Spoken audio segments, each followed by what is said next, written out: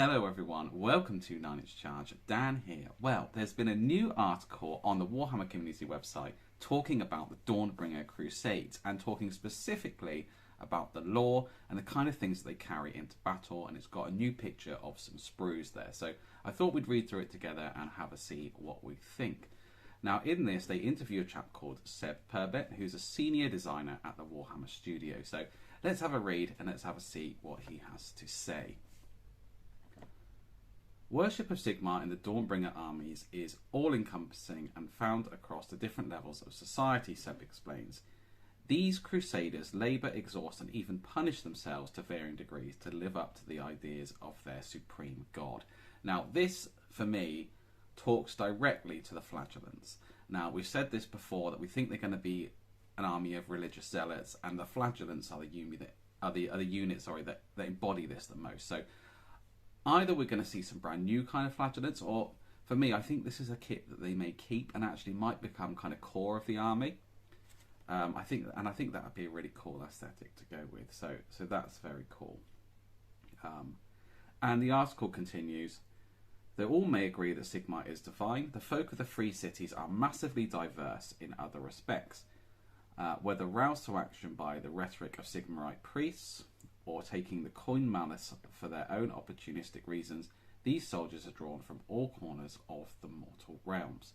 So this tells us that there may still be Dwarden and elves and humans all together. They're all coming from everywhere to unite in the favour of the God King's name.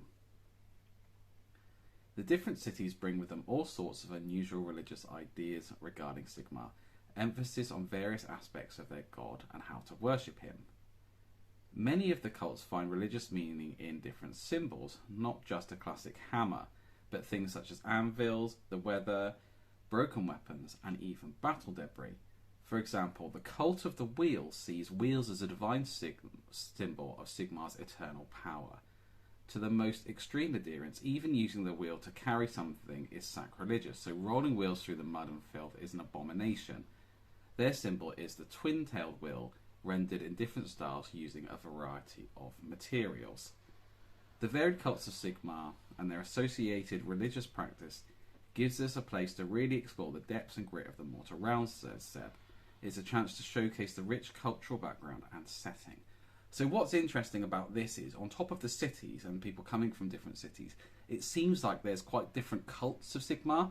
You've got the cult of the wheel and you'll have a cult of something else, and that will directly influence how they play on the battlefield, because you can't really see this cult of the wheel being very chariot heavy, or being very steam tank heavy. They don't want things on wheels that trundle along the battlefield. So that's really interesting. But then you wonder, okay, so maybe their foot troops or their cavalry will be really elite compared to that. So we're going to see different play styles play out on the battlefield, I think, according to the different cult of Sigmar that they are part of, which is really cool. And it's not just shining hammers and bold comets that adorn these marching mortals. So they also have a grim side too. Decorative, grotesque, and sprinkled throughout the army, these disturbing gargoyles aren't just symbols hammered out in iron. They're real threats that actually exist in the mortal realms, lightly sprinkled throughout the kits, and they add a sense of macabre and a reminder of the horrors that are lurking under every stone and around every corner. So they're taking different things into battle. They're taking different relics. They're taking some skulls. They're taking pieces of broken weaponry, kind of legendary weaponry, and they've got all these gargoyles. There's a cool gargoyle here that's kind of chained up. So that's cool. And what I think this shows more than anything is that this army is going to be really ornate, and I really like that we're beginning now to see part of the culture and the things that are important to them. So, a sword that was carried by a legendary lord of old, and the skull of so-and-so, like a religious relic, Saint so-and-so's skull and things like that. Wouldn't be surprised if a particular saint had 5 or 6 skulls that were carried around by different armies all competing and saying this is the true skull and stuff like that. And it's really cool to see this kind of brought to life. And I'm really interested to hear more about these cults and how they interact on the battlefield. So yeah, for me, this is a really good update. Really nice to hear some of the lore, and it is kind of along the lines of what we expected, that they're all going to be this army of religious zealots, and a bit like what we would think the Bretonnians used to be like when they used to carry the reliquaries into battle and things like that. But kind of, I think, dialed up to 11. So I think this is great. Really good update. Really pleased to see it. If you enjoyed this video, drop it a like. If you want to hear more about the Dawnbringers, we'll be covering them all the way through up until their release and beyond, because I do plan on collecting them. So please subscribe for more, and I will catch you next time. Thank you very much for watching. Please be sure to leave a comment and let me know what you think. I do read every single comment. If you've enjoyed this video, please be sure to give it a like. And if you'd like to see more content like this in the future, please consider subscribing to the channel.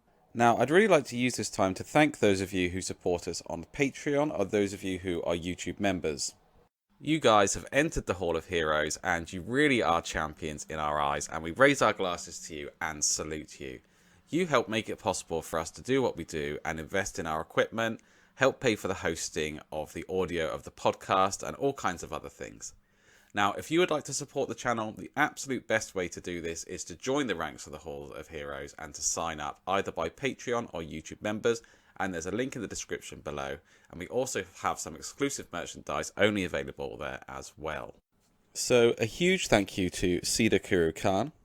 This has been 9 Inch Charge, and I will catch you next time.